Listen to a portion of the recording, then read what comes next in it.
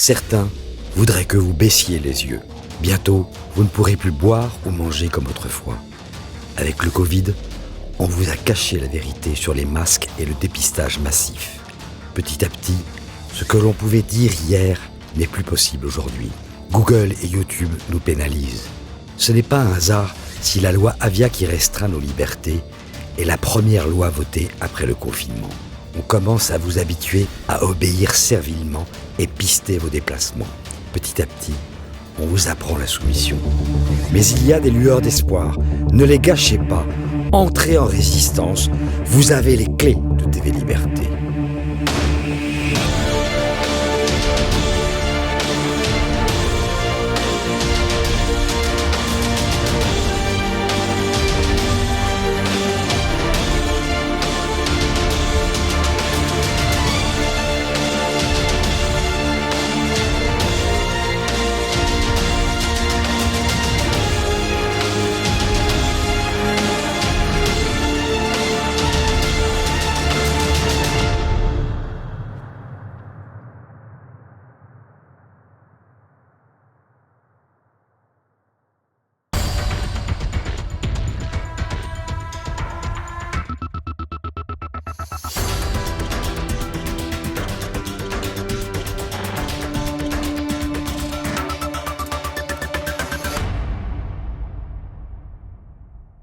Bonjour à tous, bienvenue sur le plateau de Politique et Économie. Bonjour Pierre. Bonjour Olivier. Et aujourd'hui, nous recevons Philippe Béchade. Bonjour. Alors, Philippe Béchade, bienvenue sur le plateau de Politique et Éco. Et vous allez nous parler de l'euro, de beaucoup de choses intéressantes. Mais je voudrais d'abord faire votre biographie. Vous êtes analyste financier, rédacteur en chef de la chronique Agora, excellente chronique, auquel je suis abonné et qui est très intéressante. Vous avez été... Est-ce que vous êtes toujours chroniqueur à BFM ? Ah oui, toujours. Toujours chroniqueur à BFM. Vous rédigez une lettre économique qui s'appelle Pitbull. Alors aujourd'hui, elle s'appelle la lettre confidentielle ou Trading Lab. Voilà. Et vous êtes issu... Alors, vous êtes président des Éconoclastes, c'est-à-dire que les Éconoclastes, nous en avons reçu déjà 2 ici. Vous êtes le 3e. Pierre Sabatier et Olivier Lamarche. Bon. Mais nous recevons le président, cette fois. Et vous appartenez au milieu des traders. Mais pour appartenir à ce milieu, vous n'en êtes pas moins critique vis-à-vis de la finance, notamment sur les paradis fiscaux, bien sûr. Vous faites une critique de l'ultralibéralisme américain. Vous militez pour une exigence de meilleur équilibre entre le travail et le capital. Bref, il y a chez vous une critique du discours dominant, et c'est à ce titre aussi que nous vous avons convié. Alors on va commencer par l'euro, par l'Europe, et puis l'affaire énorme de la Banque centrale allemande. Et c'est Pierre qui va vous poser la question. Philippe Béchade, donc on en avait largement parlé le 5 mai dernier. La Cour constitutionnelle allemande de Karlsruhe a donné 3 mois à la Banque centrale européenne pour justifier sa politique monétaire. Pourtant, jeudi 4 juin, la BCE a décidé d'amplifier sa politique monétaire en renflouant de 600 milliards son programme de rachat de dettes publiques et privées. Est-ce que ça s'apparente pour vous à une déclaration de guerre à l'Allemagne ? Peut-être que le terme est un petit peu fort. Plus personne n'oserait déclarer la guerre à l'Allemagne. Sachant que la BCE est à Munich. La BCE est à Francfort. Ah oui, pardon, Francfort. C'est le Bundestag. Non, vous n'êtes pas à Berlin. On commence. Et BMW est à Munich, oui. Voilà. Oui. Francfort. Là, on va parler de lignes rouges franchies.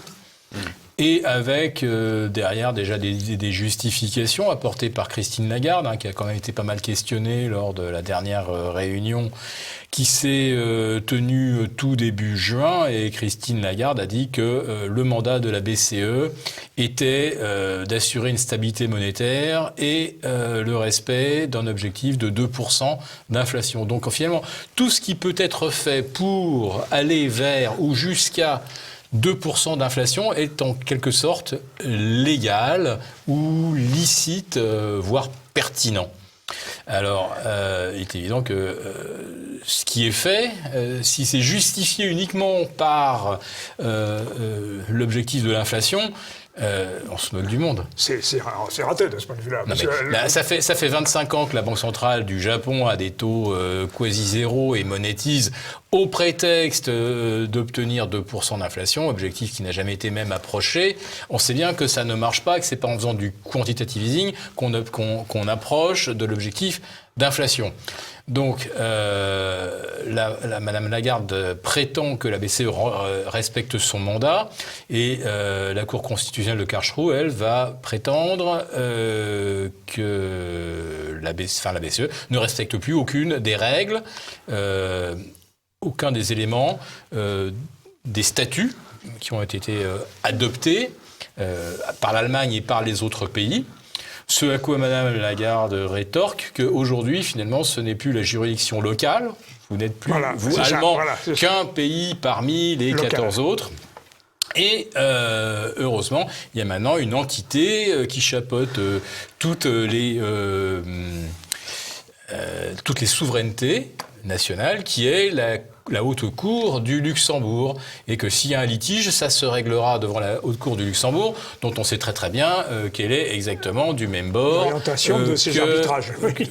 Qu'une BCE qui imprime en mode nos limites et désormais sans horizon de temps. Alors, il y a viol des traités européens, ça, clairement, il n'y a aucun doute, mais il y a viol aussi de la Constitution allemande, dont vous nous venez de dire que c'est une babiole locale, et Mme Lagarde considère que c'est secondaire. Or, oui, hiérarchiquement... Oui, mais il n'y a jamais eu abandon de souveraineté en matière constitutionnelle. Ça se discute, justement. Ah! C'est ça. Eh bien, discutons-en. C'est ça que nous dit Christine Lagarde, c'est ça que nous disait Ursula von der Leyen. Aujourd'hui, la juridiction suprême, celle qui va trancher justement toutes ces questions de souveraineté, c'est le Luxembourg. Et le Luxembourg, lui, son credo est que ce qui est décidé par la Cour ou jugé licite par la Cour du Luxembourg doit faire jurisprudence et l'emporte sur ces questions de souveraineté.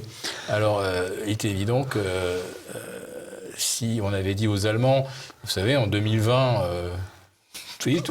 toutes les cases, là, vous voyez, ça a tout été coché. Ouais. Là, on a tout décoché. Voilà. Des cochons. Voilà. Et c'est la Cour de justice du Luxembourg qui a posé sa signature et qui a mis et qui vient de poser le nouveau règlement. On a changé le menu, vous voyez, on avait le menu d'hiver, on est passé au menu d'été, là. Ouais, mais c'est un coup d'État juridique, si on peut dire. C'est un coup d'État rampant déjà depuis 2012. Oui. Bon. Mais c'est gravissime quand même. Parce qu'en attendant, la BUBA, la banque, la Bundesbank, elle est obligée de détenir des créances italiennes ou françaises, n'est-ce pas? Non, c'est la BCE qui les détient. Ah oui. La Bundesbank, techniquement, n'achète que des emprunts allemands. Que des emprunts allemands, d'accord. Bon. Est-ce que, Philippe Béchat, cette décision de Christine Lagarde d'augmenter le programme de 600 milliards dessine au fond les contours d'une séparation entre une zone euro nord et une zone euro sud? On se place dans l'hypothèse où les 750 milliards déjà, du point de vue de la Cour constitutionnelle de Karlsruhe, ça ne devrait pas passer. Non. Ça ne devrait pas passer non plus vis-à-vis de la Bundesbank. Ça ne devrait pas non plus passer auprès de la Banque centrale néerlandaise, ni finlandaise. Ça ne devrait pas. Il y a des pays qui sont pas dans l'euro et qui sont également contre le programme. Hein. Donc vous avez la Pologne, la Norvège, la Suède, la Norvège. Non, pardon, la Suède. La Norvège n'est pas dans l'euro, ni dans l'Europe d'ailleurs. Donc il y a des pays qui font partie, qui sont des constituants de l'euro, Oui. monnaie et d'autres qui sont constituants de l'Union européenne et qui participent quand même aux décisions solidaires, parce que tout le monde devra mettre au pot pour ce grand plan de soutien. Donc il y a déjà quand même, je peux vous citer donc 5 ou 6 pays déjà qui on sent qu'ils sont au bord de mettre le veto. Mais c'est surtout la Bundesbank qui, elle, peut très bien dire à un moment, on est obligé de se conformer, nous, à la cour de Karlsruhe. On ne veut pas écouter ce que nous dit la cour de justice du Luxembourg. Oui. On considère qu'on est toujours dépendant de l'Allemagne. Ou alors, il va falloir que la Bundesbank explique que finalement, l'Allemagne, au revoir, on n'en fait plus partie. Nous, notre patrie, c'est l'Europe, c'est le Luxembourg. J'imagine les discussions qu'il va y avoir entre Jens Weidmann et Angela Merkel si la Bundesbank dit « Ah non, mais nous, on n'appartient plus à l'Allemagne ». Bon, voilà, c'est à voir. Hein. Donc, pour reboucler sur la question, si la Bundesbank fait sécession, que des pays du Nord, dits les pays frugaux, font sécession, là, effectivement, on se situe dans quelque chose de très nouveau et qui ne s'appelle plus l'euro. C'est totalement inédit. Mais alors, on a déjà eu la même chose pour les eurobonds, c'est-à-dire, ou les corona bonds, puisque les pays frugaux, comme vous dites, refusent la mutualisation des dettes. Absolument. Donc ça fait un deuxième grief. Est-ce que la Cour de Luxembourg va trancher là-dessus? Bien sûr. Mais est-ce qu'elle peut vraiment trancher? Bien sûr, on sait très bien déjà dans quel sens la balance va pencher. Elle va dire, aujourd'hui, il faut voir si les intérêts particuliers de quelques-uns l'emportent sur la nécessaire solidarité de l'ensemble. Oui, nous sommes face à des circonstances totalement exceptionnelles. Les marchés ont déjà agréé, même parfois applaudi, ces évolutions que nous avons faites parce qu'on ne peut pas rester figé face à la nécessité. Regardez, d'autres banques comme la Banque centrale du Japon, elles ont déjà franchi le pas d'acheter des actions, monétiser la dette, acheter des actions. La Fed achète maintenant, ce qui n'était pas non plus dans ses statuts, achète des dettes corporate. Oui, et voilà. Et ce qui est amusant, c'est qu'actuellement, elle achète beaucoup de dettes corporate d'entreprises au bord de la faillite, des producteurs de shale oil américains. Je ne vous raconte pas. Elle achète les dettes des compagnies aériennes. Et on découvre que même avec le sauvetage ou l'appui de la Banque centrale, il y a certaines entreprises qui vont restructurer la dette. C'est-à-dire que la restructuration, ça veut dire on convertit la créance en action. Autrement dit, la Fed va peut-être se retrouver actionnaire majoritaire. En étant d'abord créancier et détenteur d'une dette, et il va peut-être se retrouver détenteur d'actions par conversion de la dette. C'est incroyable, c'est une transformation du capitalisme. C'est une transformation, en tout cas, du rôle et des statuts de la Fed. C'est-à-dire que la Fed, théoriquement, chaque fois qu'il y a un risque de voir une dette convertie en action, elle devrait s'en débarrasser. Bien sûr. Bon, de toute façon, elle aurait déjà elle aurait déjà commencé par ne pas acheter. Oui. Voilà, des dettes corporate. Maintenant, elle le fait. Avec l'assentiment du secrétaire d'État au Trésor, avec pratiquement tout le board de la Fed qui approuve aussi cette évolution. Et ils l'ont décidé, ça n'a pas été voté par le Congrès, personne n'a eu son mot à dire là-dessus, personne ne s'est prononcé. La Fed a annoncé du jour au lendemain, nous achetons des dettes corporate. Et la BCE va s'y mettre. Alors, la BCE, si elle faisait ça, je suis certain que la Bundesbank, là, c'est sûr, elle quitte. Mais déjà, on a parlé des lignes rouges. Je voudrais revenir quand même sur celle qui, à mon avis, d'un point de vue constitutionnel, est la plus compliquée ou injustifiable. C'est-à-dire que dans les statuts, la BCE ne pouvait pas acheter plus de 33% d'une dette. Exact. Pourquoi ? Parce que la 33% d'une dette, ça veut dire que vous avez la minorité de blocage. Voilà. Ou vous avez votre mot à dire. Minorité de blocage, la BCE, elle n'est pas là pour bloquer. Non. Bon. Bien sûr. Par contre, au-delà de 33%, on a son mot à dire. On peut se prononcer si il y a nécessité de restructurer une dette. Et on peut dire oui ou non. Si j'ai la minorité de blocage, je peux dire non, nous ne convertirons pas cette dette, comme ça va se passer aux États-Unis, pour des dettes de compagnies aériennes ou autres secteurs en difficulté. Et quand vous achetez 100% de la dette italienne, comme la BCE l'a révélé fin mai, donc ça veut dire qu'elle a déjà franchi la ligne rouge. Elle avait dit en mars, on va peut-être devoir effectivement aller au-delà des 30%, les 33%. 33, oui. Alors, on avait l'impression que c'était du conditionnel. Puis en fait, bon, tous les gens sur le marché savent très bien ce qui se passait. Mais maintenant, ça y est, la BCE dit officiellement, j'ai acheté 100% de la dette italienne. Ce qui signifie qu'aujourd'hui, elle en est propriétaire. Oui. Même à 50,01, elle serait propriétaire de cette dette. Elle pourrait décider, puisqu'elle a la majorité absolue, elle pourrait dire, voilà, cette dette, on va la rouler ou on va suspendre le versement des coupons, enfin la rémunération qui est prévue, on ne la versera plus. De toute façon, ça ne dérange plus personne puisque c'est moi qui suis le détenteur. Donc si je ne me verse pas le coupon, ça me regarde. Voilà. Mais elle peut aussi dire demain, cette dette-là, bon, même en supprimant le versement d'un coupon, bon, a priori, elle ne sera pas remboursée. Bon, je décide de l'annuler, tout simplement.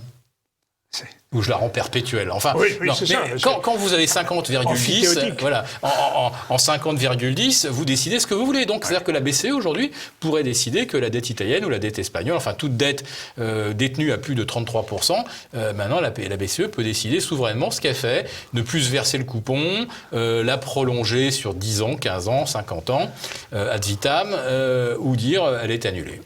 Alors, ce qui est totalement proscrit par les statuts de la BCE. Tout ce que je viens de vous décrire est totalement proscrit. Illégal. Sauf si la Cour suprême de Luxembourg décide que c'est devenu légal. Et que on rajoute des petites mentions ou des astérix. Voilà, on n'a pas le droit d'acheter plus de 33%, astérix, sauf si il y a un cas de récession majeure, auquel cas, etc. Alors, nous allons faire une petite pause, mais si on simplifie un peu l'équation, finalement, ça veut dire que le vrai pouvoir, il est à la BCE, il n'est plus à la Commission, tout à fait, et ça veut dire aussi que la BCE, vous savez, on a souvent comparé l'Europe, peut-être faussement, je ne sais pas, à l'Union soviétique. Vous savez, c'est Bukowski. C'est en train de le devenir. Ben voilà, c'est ça. Bukowski qui disait, mais qu'est-ce que vous pensez ? À qui on disait, mais qu'est-ce que vous pensez de l'Europe ? Il répondait, nous avons déjà vécu dans votre avenir. Bon, finalement, l'État soviétique, c'est lui qui dispensait la totalité des capitaux. C'était un capitalisme d'État. N'est-ce pas ? Je ne me trompe pas. Eh bien, nous sommes un peu dans cette situation avec la BCE, finalement. Elle est propriétaire, et surtout si maintenant elle se met à acheter des actions, comme à l'instar de la Fed. Les implications, plus ça, ne sont pas que financières, puisque vous m'emmenez sur le terrain politique, et j'allais y venir. Mais voilà. Alors, la transition est trouvée. À partir du moment où une banque centrale détient 100% de la dette d'un pays, le pays n'est pas maître de sa dette, naturellement, et il y a donc une entité qui peut imposer ses choix à un pays. Voilà. Ça veut dire que, finalement, le gouvernement italien, le gouvernement espagnol, et peut-être demain le gouvernement français, quand on sera à 130% d'endettement... C'est annoncé. Pour l'instant, on est en prévision à 110, 117, et voilà, on sait qu'on passera largement, allègrement, la barre des 120, et avec les prévisions de la BCE, de la Banque de France qui nous dit que l'année prochaine, on aura encore plus de 10% de chômage, on aura 11,5 mi-2021 et avant de reculer progressivement vers les 10% fin d'année. Bon, ça veut dire que la facture de la prise en charge du chômage va nous emmener évidemment largement au-delà des 120% d'endettement. Alors, pour l'instant, la France trouve tous les créanciers qu'elle veut. Donc, pour l'instant... La BCE n'a pas besoin d'acheter plus de 33% d'une tranche émise par France Trésor. Néanmoins, si les choses venaient à se produire, ça voudrait dire que demain, c'est la BCE qui décide exactement ce qu'on fait de la dette de la France. Le gouvernement français... Donc c'est Madame Lagarde qui dirige la dette française. Qui la dirigerait, ou qui la dirigera, si on veut vraiment être très pessimiste. Mais en tout cas, la dette italienne, c'est déjà chose faite. La dette espagnole, on va y venir. La dette grecque, j'en en parle même pas. Ah ben ça. Alors nous allons faire une pause. Alors, chers amis, nous étions sur des développements assez inquiétants du pouvoir de la BCE et de Mme Lagarde. Au fond, le fédéralisme, si fédéralisme il y a, il ne se sera pas fait par le truchement de la Commission européenne, mais il se sera fait, qui n'est pas élu en soi, par la BCE, qui accroît son pouvoir et qui elle-même n'est pas élue, bien entendu. ni élu, ni révocable pour aucun motif, n'ayant de compte à rendre à personne. C'est merveilleux. Ni légitime. Ah si, la légitimité, c'est les traités européens, mais après... Si elle les viole. Si elle les viole, on a la Cour de justice de Luxembourg. Voilà, on y revient. Qui est composée j'imagine, de personnages dont le profil est assez compatible avec ce qu'a initié Mario Draghi. Quand terme choisi, ces choses-là sont dites. Ouais. Enfin, c'est d'un côté des banquiers et de l'autre des juristes, quand même. C'est quand même d'un côté des banquiers et de l'autre des juristes. Ouais, enfin bon, quand on est banquier, souvent banquier d'affaires, avocat d'affaires, banquier d'affaires, avocat d'affaires, tout ça, ça déjeune dans les mêmes restaurants. Madame Lagarde, oui, on les retrouve sur les mêmes golfs, sur les mêmes îles privées aux Bahamas, voilà. C'est comme une caricature. Non, c'est un petit monde, un petit monde qui se fréquente. Et puis on sait qu'il y a des gens de la Banque centrale qui déjeunent ou qui dînent régulièrement de façon discrète et informelle.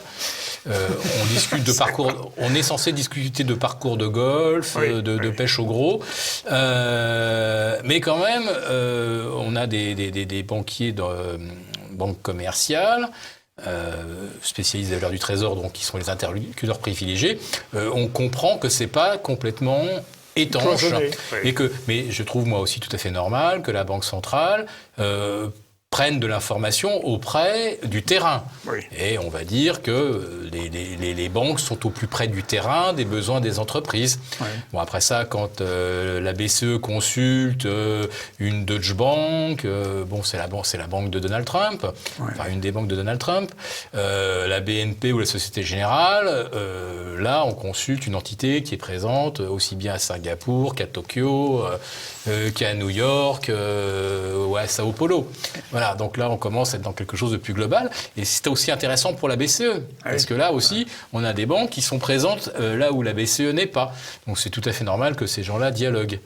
Maintenant, est-ce que entre dialoguer et faire systématiquement ce qui va dans le sens... et qui accommode ou qui arrange ses interlocuteurs, est-ce que la BCE ne sort pas aussi un petit peu de son rôle en voulant trop bien faire pour... Est-ce que ce serait ça le capitalisme de connivence ? Ça a toujours été ça. Oui, ça a toujours été ça. Philippe Béchat, donc la Cour constitutionnelle de Karlsruhe, on le disait tout à l'heure, avait donné 3 mois, on était le 5 mai, l'ultimatum va donc arriver le 5 août. Qu'est-ce qui se passe au-delà de cette date ? Alors là tout, chacun mouline, fait mouliner son modèle. Donc bon, le cas le plus probable, c'est que la Cour de Karlsruhe finalement rend un arrêt qui dit, on constate bien que non seulement là, quand on a rendu notre premier arrêt, on était déjà sur des annonces de votre part, disons, on va aller probablement au-delà de 33%. Donc, non seulement vous faites du QE depuis 2012, depuis 2015, 2015, soyons précis, mars 2015. Non, vous faites du QE depuis 2015, vous n'avez jamais réussi à démontrer que ça pouvait soutenir l'inflation, ni même la croissance. Voilà. Donc Pardon de vous interrompre, mais je crois que c'est la croissance qui crée la monnaie et non pas la monnaie qui crée la croissance. Non. C'est quoi cette théorie-là ? C'est pas du tout celle qui est en vogue à la BCE. Mais j'entends bien. Mais Keynes nous avait enseigné qu'en mettant de la monnaie dans l'économie, ça faisait de la croissance. Non, mais Keynes il a dû réfléchir sur des conditions économiques qui étaient celles de la période 1929-1935. Voilà. Bon, il y avait aussi la République de Weimar, etc. Donc, on sait un petit peu ce que ça donnait au niveau monétaire. Mais on a changé de monde. Le dollar n'est plus convertible depuis 71 et 73 dans les faits. Et les quantitative easing sont devenus une façon de gérer la monnaie. La Banque centrale japonaise a été la première. Elle a initié le mouvement. Tout le monde a suivi derrière. Et c'est devenu la nouvelle normalité. Donc Keynes, il a là dans 5-6 ans, ça aura un siècle. Voilà. Est-ce que ce qui valait il y a un siècle peut encore s'imposer à nous aujourd'hui ? Alors qu'on a créé des bulles de dette absolument colossales au nom, justement, de Keynes. Depuis 2009-2010, on est dans le quantitative easing aux États-Unis, depuis 2015 en Europe, et on est dans une fuite en avant permanente, et on sait qu'on ne peut pas revenir en arrière. Donc, on a bifurqué. On a bifurqué, il y avait la solution, la richesse, l'accroissement de la richesse crée la monnaie, et nous, on est rentré dans la monnaie crée la richesse. Bon, et on s'aperçoit que la monnaie ne crée pas de richesse, elle crée juste des bulles d'actifs, des bulles boursières, des bulles obligataires et des bulles immobilières. Et voilà. donc la reprise actuelle des marchés financiers et des bourses serait sans doute liée alors à ces facilités monétaires. C'est pas sans doute. Sûrement. C'est incontestablement. C'est mécanique. On met le money supply, l'abondance. Oui, la planche à billets. Bon, les impressions, on met le volume des impressions jour après jour et on regarde le comportement de la bourse. La courbe du money supply et du S&P, elle est absolument totalement corrélée. C'est du copier-coller, voilà. Et Jérôme Powell prétend bien entendu que président de la Fed prétend que ces injections monétaires, l'argent, comme on dit, extrait du néant ou de l'air ambiant, n'a aucun effet ou très peu d'effet, car c'est tellement compliqué de comprendre qu'est-ce qui fait qu'un cours de bourse monte ou baisse. C'est extrêmement compliqué. Bah non, quand on regarde la courbe des injections et la courbe du S&P, c'est très très simple. Depuis 2010, c'est strictement parallèle. Et vous avez en 2018 ce qu'on appelle le tapering à l'époque, c'est-à-dire le retour à la normalité du bilan de la Fed, puisque en fait, dans les statuts des banques centrales, il faut aussi le savoir, il est précisé qu'on peut acheter temporairement des actifs, acheter des actifs qui servent de garantie contre de la liquidité, sous réserve que dès que la situation revient à la normale, on reprend la liquidité par le fait que la banque qui a apporté des bons du Trésor en garantie les reprend. Or, depuis 2010, il n'y a eu qu'une seule occurrence d'un moment où la Banque centrale reprend de la monnaie, octobre 2018, décembre 2018, ça dure 3 mois, les marchés poussent des cris de douleur, et ça non seulement la normalisation du bilan s'arrête, mais on repart de plus belle dans le quantitative easing, et on le fait en plus de ça à la sournoise à partir du 16 septembre 2019. Le marché interbancaire se gèle à la surprise générale aux États-Unis. Il y a des rumeurs d'intermédiaires qui pourraient être à court de liquidité, qui n'ont même plus de quoi apporter à la Banque centrale de la garantie, du bon du Trésor. Il n'y en a plus, le marché est asséché.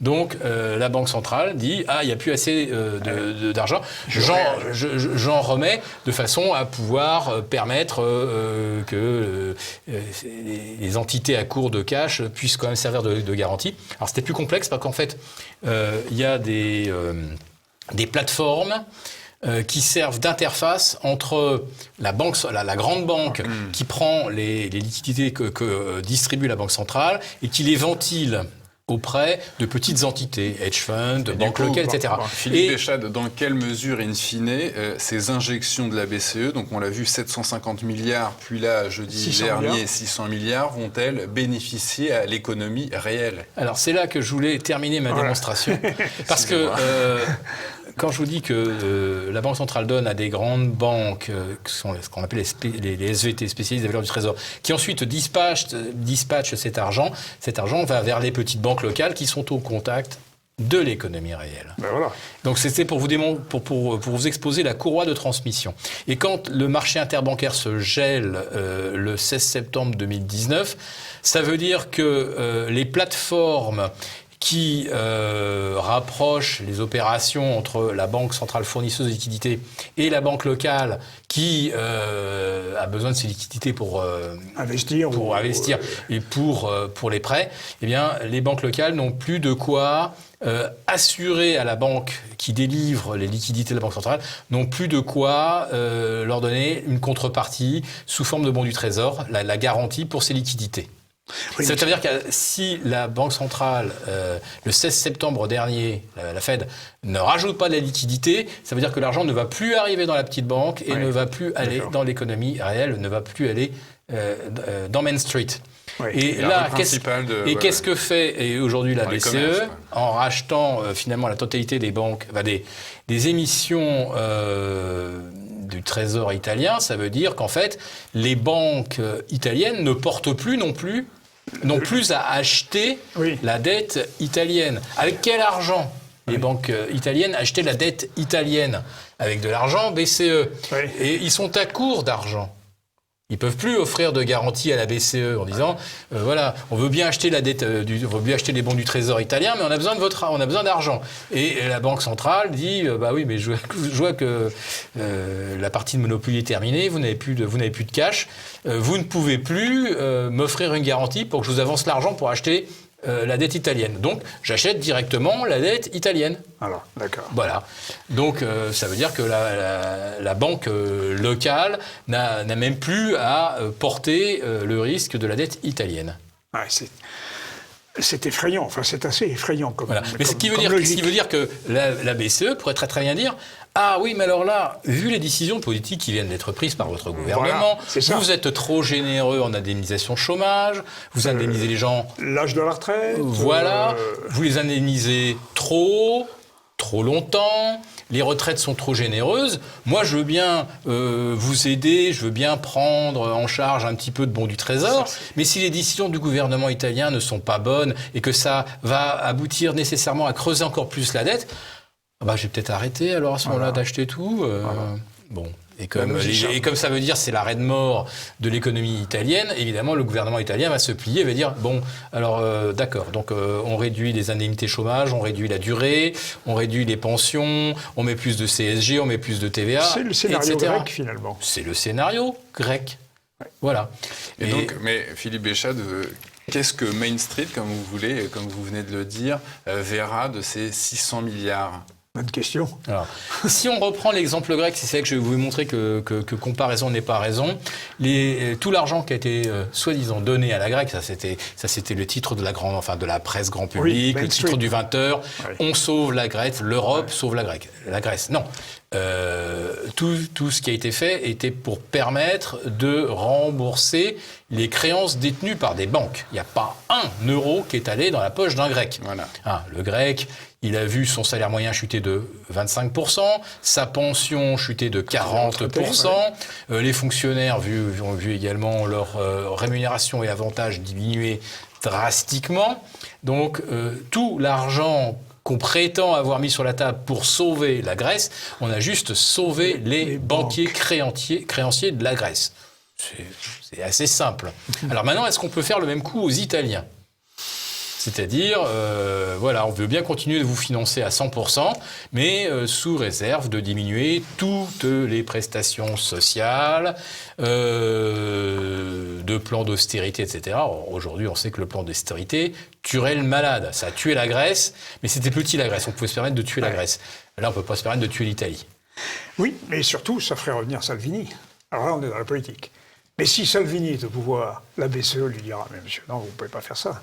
C'est un petit peu, on tourne en rond là, non ? Oui, sauf que les derniers sondages en Italie prouvent que pour l'instant c'est du 50-50, on veut rester, on ne veut pas rester dans l'Europe. Si c'est Salvini, s'il vient au pouvoir, ça veut dire déjà qu'on a largement basculé de 50-50 vers 60-40 pour être en dehors. Et Salvini serait juste là pour mener le plan. Alors bien sûr, ça peut être aussi, Salvini peut devenir un nouveau Varoufakis. Si je suis élu, vous allez voir les Européens, en fait, je vais leur dire ce qu'il faut. Et puis les teutons, je vais savoir leur parler aussi fort. Bah oui, mais Varoufakis, et puis Varoufakis, c'est couché. Du bluff. Enfin, voilà. Tsipras, c'est encore plus couché quand même. Oui, mais il est resté au pouvoir. Tsipras, il n'avait pas le discours militant et radical de Varoufakis. C'est un joueur de poker, Varoufakis, alors. Voilà. Bon. Non, mais vraiment. Voilà. Bon. J'ai pas plus de, si vous voulez, je vais pas dire que Tsipras est moins responsable de s'être couché, naturellement. Mais celui qui défendait le discours comme quoi on ne se coucherait pas, c'était quand même Varoufakis. Alors, il y a une question sur laquelle nous allons revenir après la deuxième pause, c'est le problème du mark, le problème de l'euro. C'est-à-dire que si l'Allemagne est confrontée en plus à des différences de taux, le spread, l'Italie emprunte à des taux beaucoup plus élevés, l'euro va connaître des tensions insupportables. Est-ce que les Allemands vont sortir et revenir au mark? C'est une hypothèse. Vous nous direz dans quelques minutes, dans une minute, ce qu'il faut en penser. Alors Philippe Béchade, le mark ou l'euro-mark, il va sortir par le haut, si je puis dire. Enfin, va-t-il sortir par le haut? Vous supposez déjà son existence, alors qu'on est pour l'instant dans la pure hypothèse. Oui. Oui, en 2010-2011, la question se pose avec la grande crise de l'euro, l'Italie qui se refinance à 7,5, l'Espagne à 6 et des, etc. Spread énorme, 700 points, 750 points de spread par rapport au Bund. On dit l'Europe va éclater. Même le frère de Nicolas Sarkozy, depuis New York, dit l'euro n'existera plus au 31 décembre 2011. Sarkozy lui-même avait dit qu'il passerait pas l'hiver. Voilà, c'était son frère. Lui aussi, mais... Voilà. Bon. Et on s'en est sorti et l'Europe a résisté finalement à des spreads de 750. Donc aujourd'hui, on est à 145, 150 points de spread. Non, je dis une bêtise. On est à 180 points de spread parce que 1,40 moins 0,40 sur le Bund. On est à peu près à 175, 180 entre le 10 ans allemand et le 10 ans italien. Et ce qui est amusant, c'est que le 10 ans grec est à peu près aussi entre 180 et 200 points de spread. Il fut un moment d'ailleurs, très brièvement, je rappelle que le 10 ans grec est passé à un moment en dessous, enfin, en termes de rendement, est passé en dessous du 10 ans italien. Ouais, c'était à l'automne dernier. Et ça avait, bon. Alors, le spread pour nos téléspectateurs, c'est l'écart de taux. C'est c'est la prime de risque. Voilà, c'est ça. Voilà, j'estime que l'allemand, je ne prends aucun risque. Il faut même que je le paye pour avoir le droit de lui prêter. Voilà. Et l'italien, il y a 2 mois, ça allait chercher dans les 200 points. Maintenant, on est revenu un petit peu. Donc, je dirais que il y a 60 points aujourd'hui de spread avec avec l'Espagne, avec la France, on est entre 35 et 40. On a des niveaux extrêmement faibles auxquels l'Europe peut résister, mais pendant des décennies. Si ça reste comme ça, si le 10 ans italien est entre 1,30 et 1,80 jusqu'en 2025, que le spread franco-germanique est entre 30, qui était historiquement la norme depuis 2010, et si entre 30 et 50, on peut tenir comme ça très longtemps. C'est pas le problème. Là où est le vrai problème aujourd'hui, c'est que c'est si la Bundesbank décide de ne plus s'associer justement aux campagnes de rachat de la BCE. Voilà. Donc là, il y a, comme on dit, là, à Houston, on a un problème, quoi. Enfin, à Francfort, on a un problème. Mais alors, donc, si la Bundesbank refuse d'aller sur ce terrain, les Allemands reviennent au mark? Pas encore. Pas encore. Mais non, pas encore. Ce n'est pas un souhait que je formule, mais...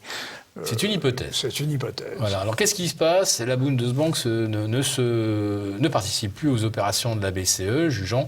Elle ne fait plus que ce qui est légal, d'après les statuts de la BCE, confirmés par la Cour de Karlsruhe. Donc, ils font que ce qu'ils considèrent comme légal. Voilà. Donc, ils font beaucoup moins. Ça, c'est sûr. Voire, ils font plus du tout. Si le rôle de la BCE consiste à acheter du 100% dette italienne, dette espagnole, dette portugaise, ils font plus. Mutualisation de la dette, le plan européen, ils sont pas dedans. Et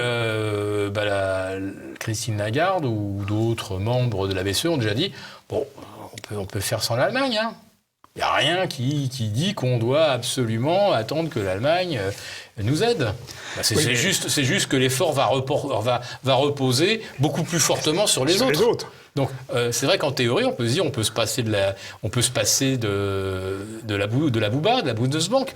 Tout comme on s'est bien passé de la Banque centrale grecque. Hein. Elle n'était pas capable d'acheter quoi que ce soit. Et on s'est passé de la Grande-Bretagne qui n'était pas dans l'euro. Mais enfin, malgré tout... Alors la Grande-Bretagne, elle aurait mis son veto politique à la mutualisation des dettes. Ça aurait été une voie supplémentaire. Je dirais que là, heureusement qu'ils sont sortis.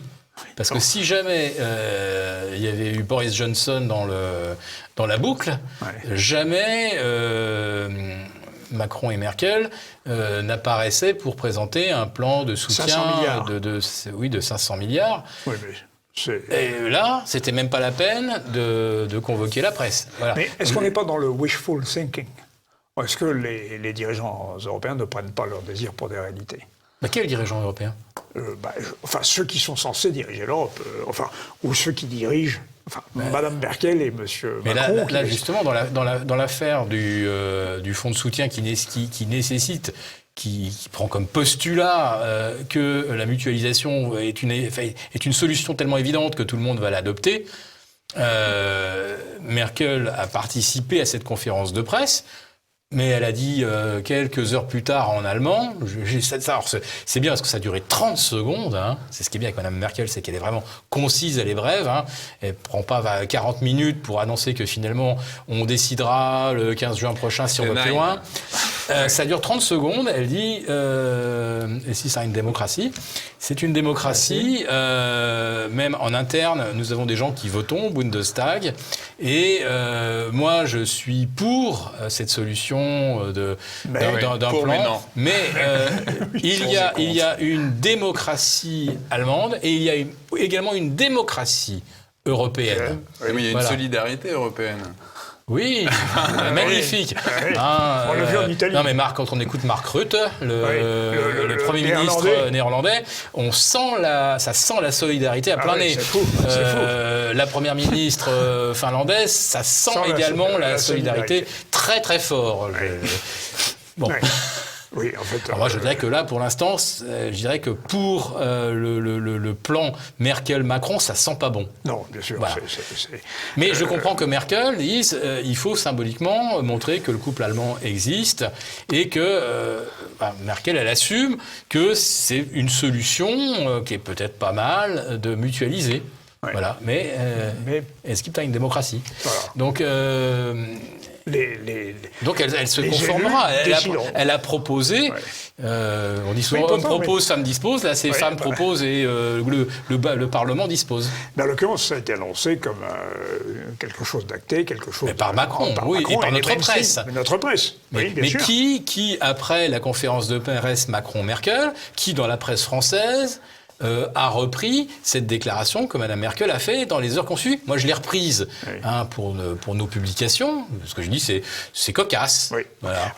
Moi-même, j'ai fait un article en disant que l'Allemagne n'avait jamais payé, d'ailleurs. Elle n'a jamais payé. L'Allemagne, non seulement elle n'a jamais payé, mais je crois que c'est en 1953 qu'on a tiré un trait sur sa dette. Et la même chose. Et puis la Grèce aussi. La Grèce, non, on n'a pas tiré un. Non, mais la dette de guerre à la Grèce n'a jamais été remboursée. Jamais été remboursée. Alors là, c'est pas les Grecs qui ont tiré une croix dessus. On a dit aux Grecs, on a tiré une croix dessus. Voilà. À votre place. Voilà.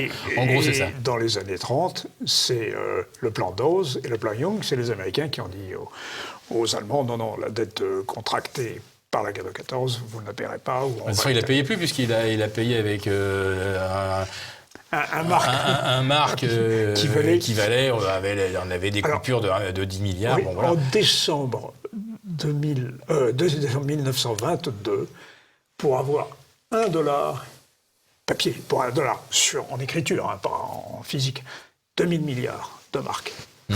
C'était le record absolu. Voilà, donc c'est ce cauchemar que les Allemands ne veulent revivre à aucun prix. Voilà. Et là, avec le quantitative easing, on est en train de les replonger dans le cauchemar. Dont ils ne veulent pas. Il y aurait peut-être un moyen de calmer les Allemands, je le répète, parce que je pense que le point est technique mais important. La Banque Centrale Européenne peut acheter ou prendre en garantie des papiers, dans le propre papier qu'elle émet, c'est-à-dire ses propres émissions, elle peut les prendre en garantie pour offrir de la liquidité sous réserve qu'en cas de retour à la normale, elle rachète, c'est-à-dire qu'elle réduise le bilan. Oui. Or, ce qu'on a compris, c'est que, depuis 2015, elle n'a jamais racheté quoi que ce soit, elle n'a jamais réduit le bilan. Et tout ce qu'elle rachète, c'est open up. En termes de... Voilà. Donc ça, c'est totalement impossible. C'est ce qu'on appelait... Bon, alors, il y a quelques années, on appelait ça l'open market. On absorbait les liquidités ou on les relâchait selon les Oui, besoins. mais là, c'est-à-dire que là, Mais là, on on crée les de lâche l'argent, plus. on accepte en garantie des instruments, on offre de la liquidité sans fixer une date pour la reprendre, cette liquidité. Voilà. C'est ça. C'est comme si vous contractez un emprunt auprès de votre banque. Vous dites, j'ai vu une charmante maison là dans les Yvelines, à Paris, j'en peux plus. Je veux avoir une pièce en plus pour travailler, un jardin pour mes enfants. C'est très joli, il y a un étang, vous verriez, c'est très très calme. Je pense que je vais très très bien là-bas. C'est 1 million, mais je n'ai que 150 000 euros d'apport. Donc le banquier va dire, je peux peut-être vous faire un prêt sur 20 ans, hein, parce que... Et alors moi, je vais regarder le coût du prêt, je dis, oh là, non, ça me va pas très bien. Vous pourriez pas me le faire sur 40 ans ? Alors le banquier dit, 40 ans, faut jouer avec ma direction quand même. Ouais. Attendez, puisqu'on y est, vous pouvez pas faire ça plutôt en emprunt perpétuel ? C'est exactement ça. C'est exactement ce à quoi on est arrivé. C'est-à-dire que là, c'est pas à rembourser dans 2 mois ou dans 2 ans comme un TLTRO. C'est 3 ans même le TLTRO. 3 ans.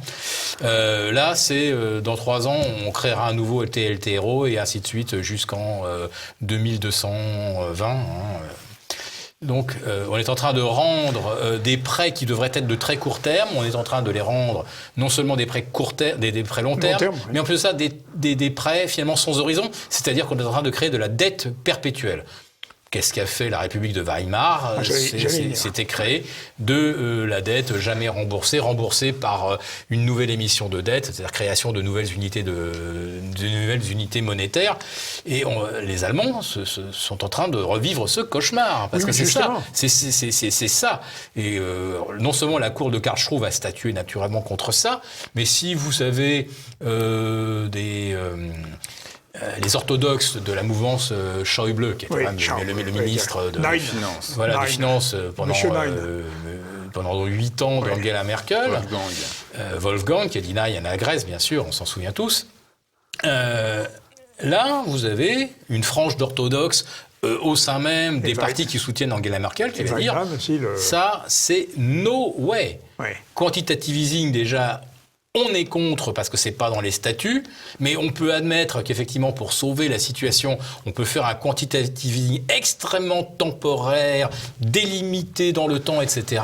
Et là, vous êtes en train de faire quelque chose qui est nos limites et avec aucun horizon de temps. Vous êtes en train de faire une dette qui gonfle démesurément et perpétuellement.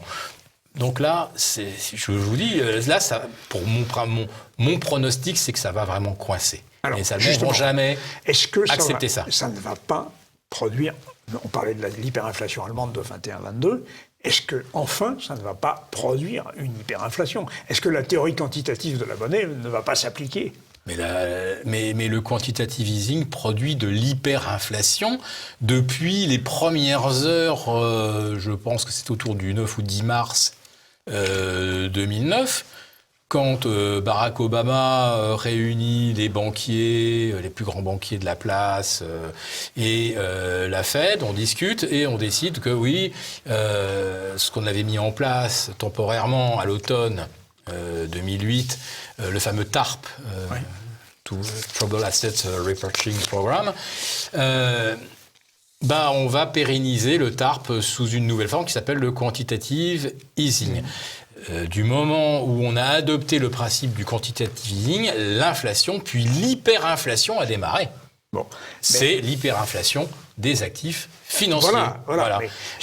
Les dettes qui arrivent avec des rendements zéro, c'est bien parce qu'il y a des acheteurs, y compris même quand cette dette a un rendement négatif. Qu'est-ce qui fait qu'on achète une dette avec un rendement négatif ? C'est pas pour payer l'emprunteur. Non, c'est parce que vous avez une banque centrale qui vous dit, là vous avez encore rien vu, là vous achetez une dette allemande, elle est à moins 0,10.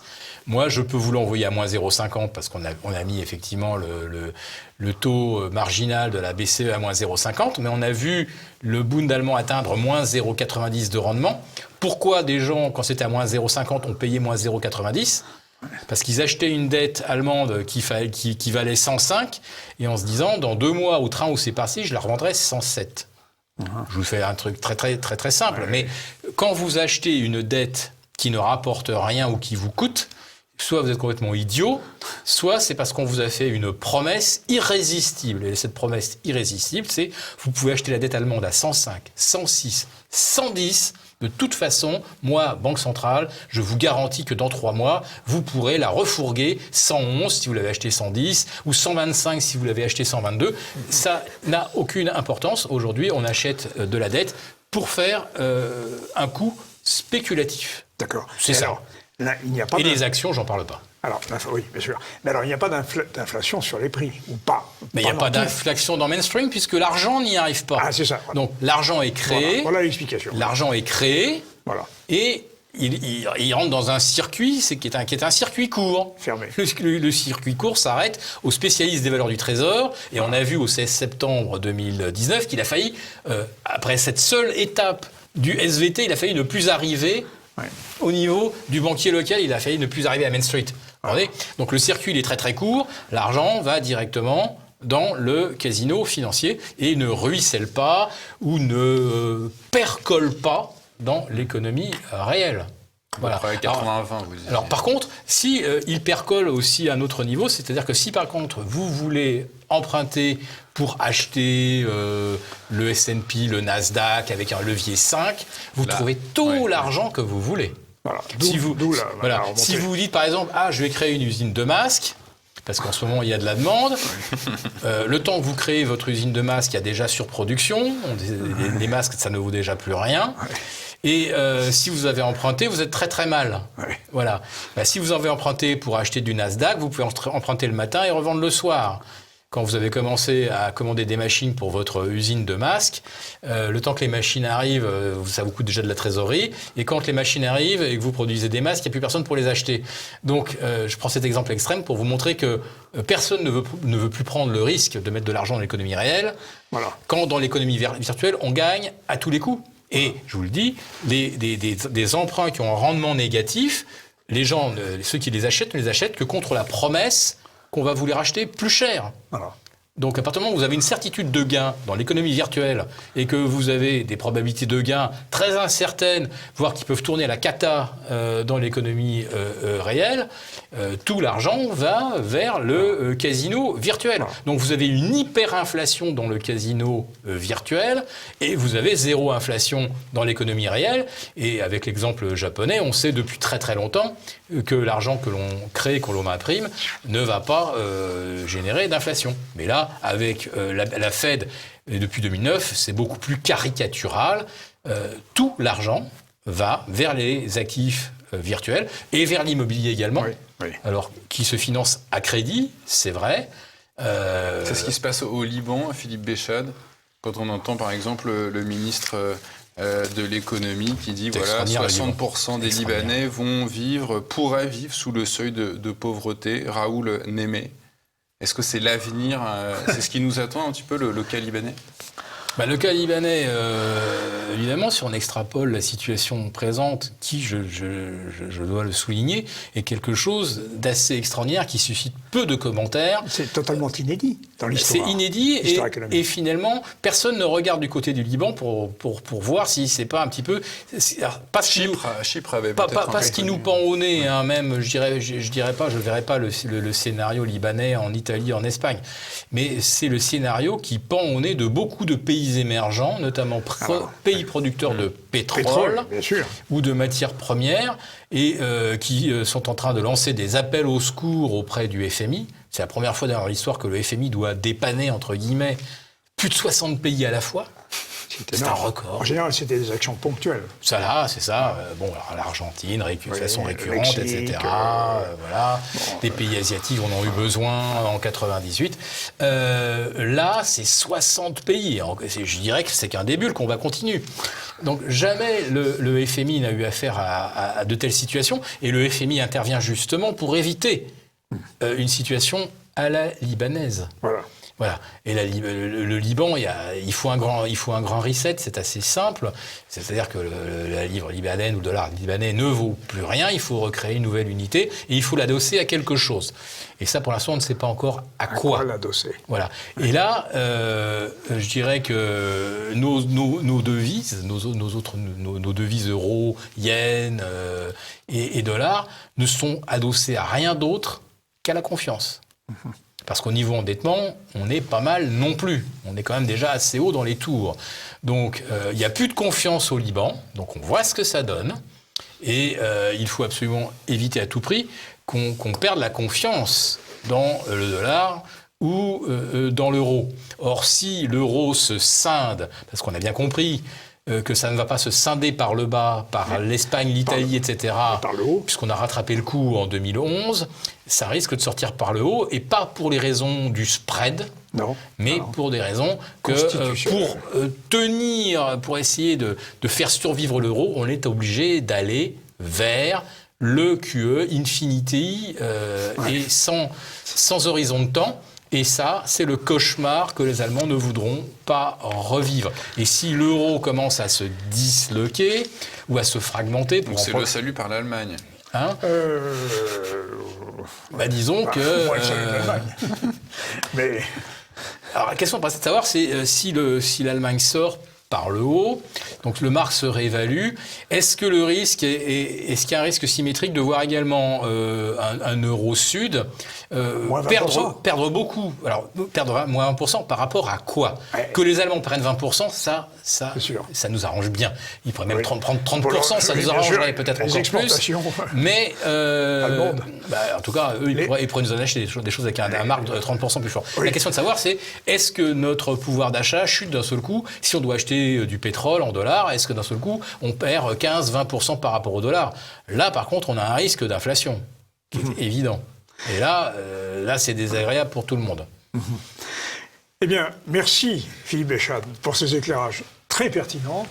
Nous reviendrons parler avec vous, de nouveau, de cette économie casino, car je crois que ça n'est pas terminé. Si je peux dire juste un mot. Ça sera le mot de la fin. Et oui, voir le Nasdaq battre un record historique, c'était donc le 8 juin, battre un record historique le 8 juin, quand en même temps, les dernières prévisions affinées de la Fed d'Atlanta, c'est moins 37 de PIB au deuxième trimestre.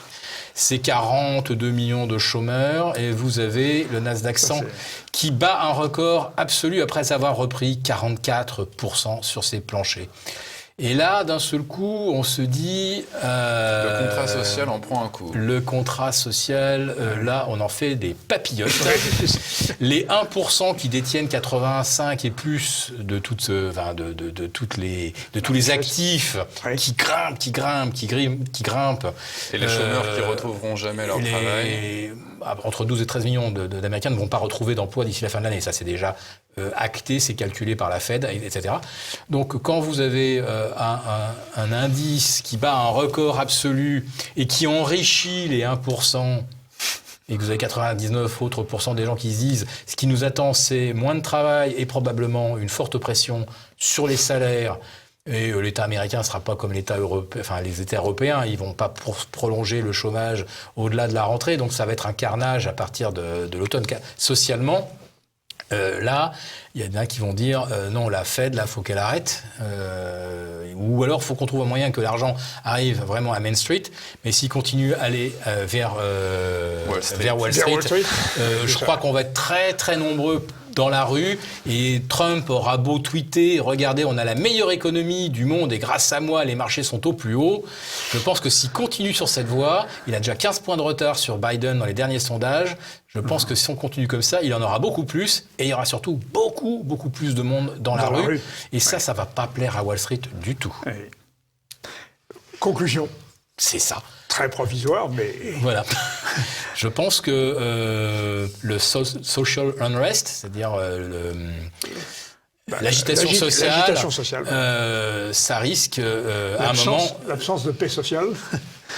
Risque à un moment d'indisposer Wall Street. Et ceux qui se sont à nouveau enrichis grâce à la Fed vont dire, alors là, j'ai eu l'occasion de sortir des marchés au plus haut, historique, dans le contexte actuel, avec des gens qui sont prêts à tout casser, je pense que j'aurais bien tort de continuer à jouer ou à retourner à la roulette pour tenter une dernière fois de miser tout sur le rouge ou tout sur le noir. On vendra tout. Je pense qu'aujourd'hui, il serait sage plutôt de profiter de l'occasion de sortir sans casse. Merci Philippe Béchade. Merci, monsieur. Merci Pierre et chers téléspectateurs, à très bientôt.